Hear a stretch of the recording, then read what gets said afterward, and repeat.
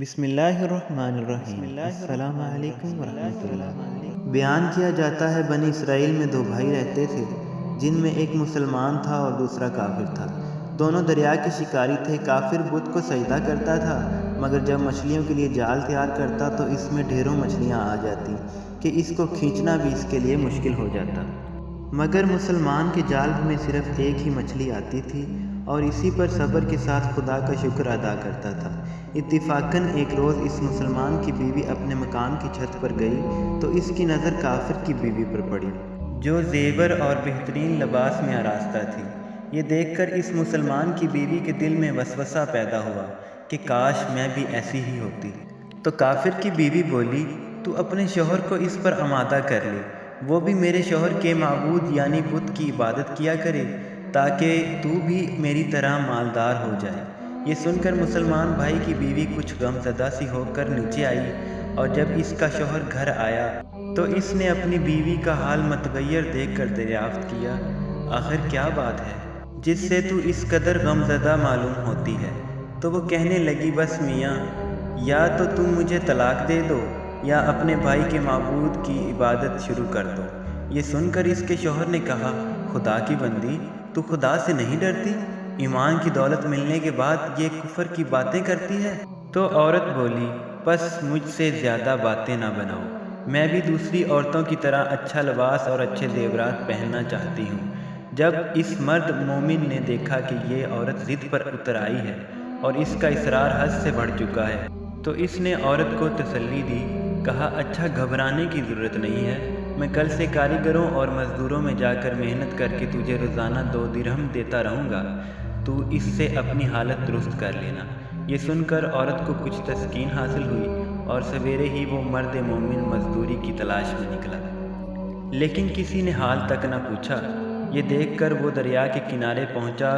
شام تک اللہ کی عبادت میں مصروف رہ کر رات کو جب گھر آیا تو بیوی نے دریافت کیا، آج تم کہاں تھے؟ وہ کہنے لگا، میں بادشاہ کی خدمت میں مصروف تھا، اس نے مجھ سے 30 دن کام کرنے کی شرط کی ہے۔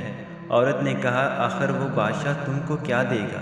تو اس نے جواب دیا کہ میرا بادشاہ بڑا کریم ہے اور اس کے خزانے مال و دولت سے بھرے ہوئے ہیں، وہ مجھے وہ دے گا جو میں چاہوں گا۔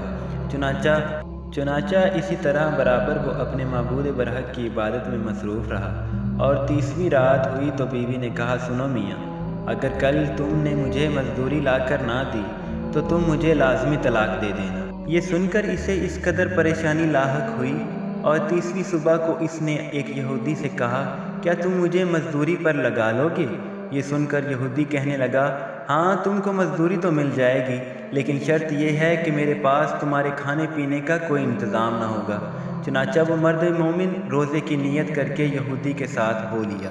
اللہ تعالیٰ کے حکم سے ایک فرشتہ 29 اشرفیاں ایک نورانی طباق میں لے کر اس کی بیوی کے پاس پہنچا اور کہنے لگا، میں بادشاہ کا قاصد ہوں، اس نے یہ اشرفیاں لے کر مجھ کو تیرے پاس بھیجا ہے اور فرمایا ہے کہ تیرا شوہر ہمارے پاس کام میں تھا، ہم نے اس کو نہ چھوڑا، یہاں تک کہ اسی نے ہم کو چھوڑ دیا اور یہودی کے پاس چلا گیا۔ اگر وہ ہمارا کام کرتا تو ہم اس کو اور زیادہ اجرت دیتے، بس یہ ایک اشرفی کی کمی اسی وجہ سے ہے۔ چنانچہ وہ عورت ان اشرفیوں میں سے ایک اشرفی لے کر بازار گئی۔ سونار نے اس کی 1000 قیمت عورت کے ہاتھ میں رکھ دی، اور جب شام کو وہ مومن مرد گھر واپس لوٹا تو عورت نے اس سے دریافت کیا، آج تم کہاں تھے؟ اس نے جواب دیا کہ آج میں ایک یہودی کے کام پر گیا ہوا تھا۔ تو بیوی کہنے لگی کہ آخر بادشاہ کی خدمت ترک کر کے تم دوسرے کی خدمت کیوں کرتے ہو؟